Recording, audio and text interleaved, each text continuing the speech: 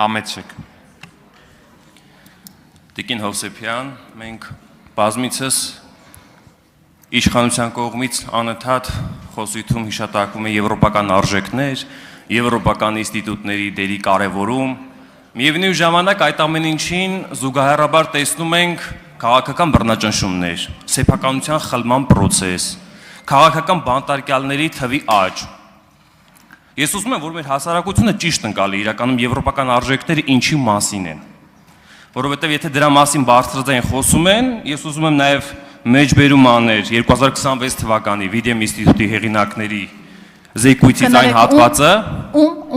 Վիդեմ ինստիտուտի, շվեդական Վիդեմ ինստիտուտի հեղինակների զեկույցի այն հատվածը, թե ինչի ասում Հայաստանի մասով։ Նիկոլ Փաշինյանի կառավարությունը դիմեց անձնակենտրոն կառավարման ոճին, սահմանափակելով խոսքի ազատությունը, քաղաքացիական հասարակության տարածքը եւ քաղաքացիական ազատությունը։ Ատելության խոսքի, ապատեղեկատվության եւ բևեռացվող տարածումը նպաստում է ժողովրդավարացման անկմանը։ Ես ուզում եմ, որ մեր հասարակությունը ճիշտ ընկալի, թե ինչ է եվրոպական արժեքները։ Խնդրում եմ այս հարցին անդրադառնալ։ Բայց մի վարքյան Տիկին Հովսեփյան, հարգելի գործընկերներ, ես արդեն 5 անգամ խնդրեցի լռել եւ չխանգարել նիստի ընթացքը։ Խնդրեմ, պատասխանեք։ Տեսեք, այո, կան այնպիսի պատկերացումներ, սուբյեկտիվ, օբյեկտիվ պատկերացումներ արժեքների առհասարակ, համամարտկային արժեքների մասին, կան տարանջատվում են որոշակիորեն նաև եվրոպական արժեքներ պատումներով տարածվող խոսույթը, եւ ձեր նշած օրինակները, ինչի որ արդարացիորեն նշել եք, միանշանակ չեն նպաստում եվրոպական արժեքների տարածմանը, բայց ես ստեղ ավելի վտանգավոր մի միտում եմ տեսնում։ Երբ որ մեր հասարակության մեջ պատկերացում է ստեղծվում, որ եվրոպական արժեքները հենց այն են, ինչ որ դուք թվարկել եք, մարդկանց մոտ առնվազն տարակուսանք է առաջանում, արդյոք դա հենց այն է, ինչին որ պետք է ձգտել։ Հետևաբար կարծում եմ, որ պետք է այնպես անել, որ խեղված պատկերացումներ չլինեն հասարակության մեջ, եւ իշխանությունը հենց ինքը պիտի լինի օրինակը, իսկական օրինակը եվրոպական արժեքները տարածելու, եւ որպեսզի մենք օրինակ Հայաստանում չունենանք աննախադեպ թվով քաղբանտարկյալներ։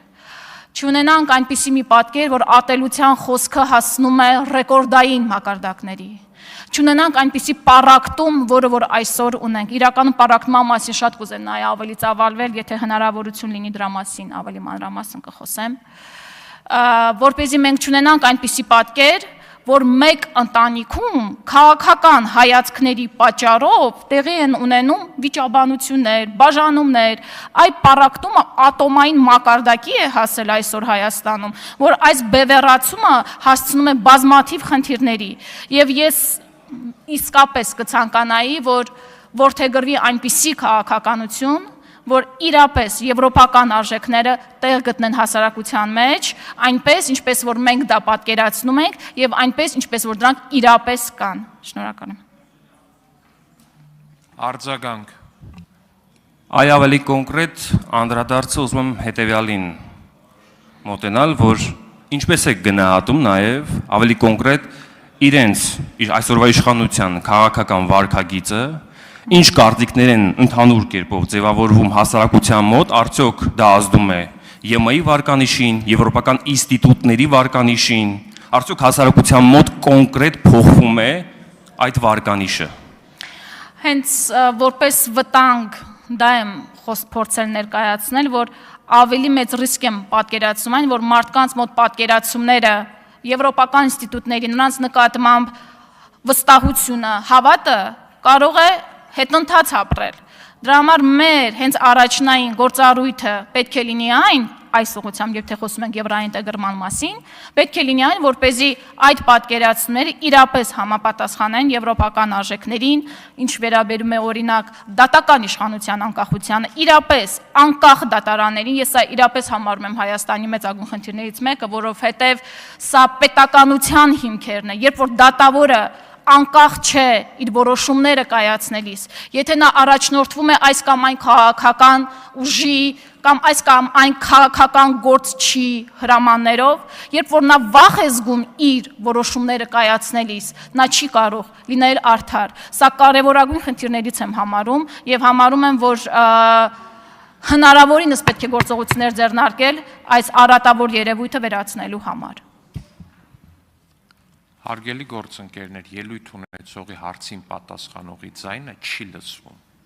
Հռիփսիմե Գրիգորյան։ Շնորհակալ եմ ազգային ժողովի նախագահի մեծարարին